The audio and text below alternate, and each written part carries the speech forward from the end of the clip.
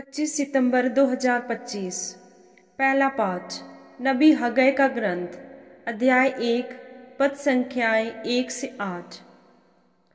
राजा दारा के शासनकाल के दूसरे वर्ष के छठे महीने के प्रथम दिन नबी हगै के माध्यम से शअलतीयल के पुत्र यूदा के राज्यपाल जरुब्बाबेल और योसादाक के पुत्र प्रधान याजक योशुआ को प्रभु की यह वाणी प्राप्त हुई। यह विश्वमंडल के प्रभु की वाणी है। यह राष्ट्र कहता है, अभी प्रभु के मंदिर के पुनर्निर्माण का समय नहीं आया है।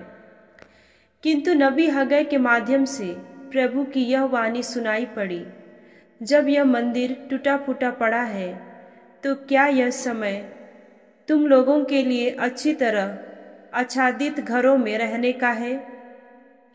इसलिए विश्वमंडल का प्रभु यह कहता है, तुम अपनी स्थिति पर विचार करो। तुमने बहुत बोया किंतु कम लूनते हो, तुम खाते तो हो किंतु तुम्हें तृप्ति नहीं मिलती, तुम पीते हो किंतु तुम्हारी प्यास नहीं बुझती, तुम कपड़े पहनते हो किंतु तुम्हारा शरीर गर्म नहीं रहता। मजदूर अपना वेतन तो पाता है किंतु उसे छेद वाली थैली में रखता है।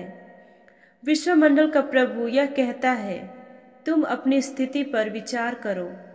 पहाड़ी प्रदेश जाकर लकड़ी ले आओ और मंदिर फिर बनाओ। मैं उससे प्रसन्न होऊंगा और उसमें अपनी महिमा प्रकट करूंगा। प्रभु की वाणी।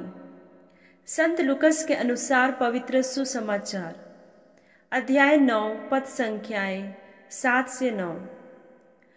राजा हेरोद उन सब बातों की चर्चा सुनकर असमंजस में पड़ गया, क्योंकि कुछ लोग कहते थे कि यूहन्ना मृतकों में से जी उठा है, कुछ कहते थे कि एलियस प्रकट हुआ है, और कुछ लोग कहते थे कि पुराने नबियों में से कोई जी उठा है।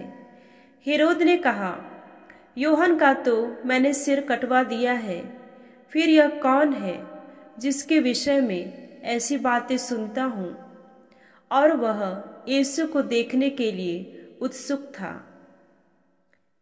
प्रभु का पवित्र सुसमाचार। मनन चिंतन। आज के सुसमाचार में हम हेरोद की प्रतिक्रिया देखते हैं। वह प्रभु यीशु के कार्यों और चमत्कारों के बारे में सुनकर उलझन में है। लोग अलग अलग बातें कर रहे थे। कुछ कहते थे कि यूहन्ना बपतिस्ता जी उठे हैं, कुछ कहते थे एलियस प्रकट हुए हैं, और कुछ कहते थे कि कोई पुराना नबी फिर से जी उठा है। हेरोद परेशान था और वह प्रभु यीशु को देखने की इच्छा रखता था। हेरोद की यह उलझन हमें एक महत्वपूर्ण सत्य सिखाती है। जब कोई व्यक्ति सत्य से दूर रहता है और केवल अफवाहों और दूसरों की राय पर निर्भर करता है, तो उनके मन में भ्रम और भय की उत्पन्न होता है। सच्चा शांति और स्पष्टता केवल तब मिलती है जब हम स्वयं प्रभु यीशु से मिलते हैं और उनके वचन को सुनते हैं। हमारे जीवन में भी ऐसा हो सकता है कि लोग प्रभु यीशु के बारे में अलग अलग बातें कहें या हम संसार की आवाजों में उलझ जाएं, परंतु शिष्यत्व का मार्ग है प्रभु यीशु से व्यक्तिगत मुलाकात, उनसे प्रार्थना में, उनके वचन में और पवित्र यूखरिस्त में मिलना। हेरोद प्रभु यीशु को देखने की इच्छा रखता था, पर उसने सचमुच उन्हें खोजा नहीं।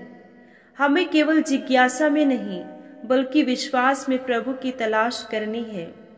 क्या मैं अपने विश्वास को केवल दूसरों की बातों पर आधारित रखता हूँ, या मैं स्वयं वचन और संस्कारों में प्रभु यीशु से मिलता हूँ? क्या मेरे जीवन में जिज्ञासा से आगे बढ़कर एक सच्चा संबंध है जो मुझे बदलता है?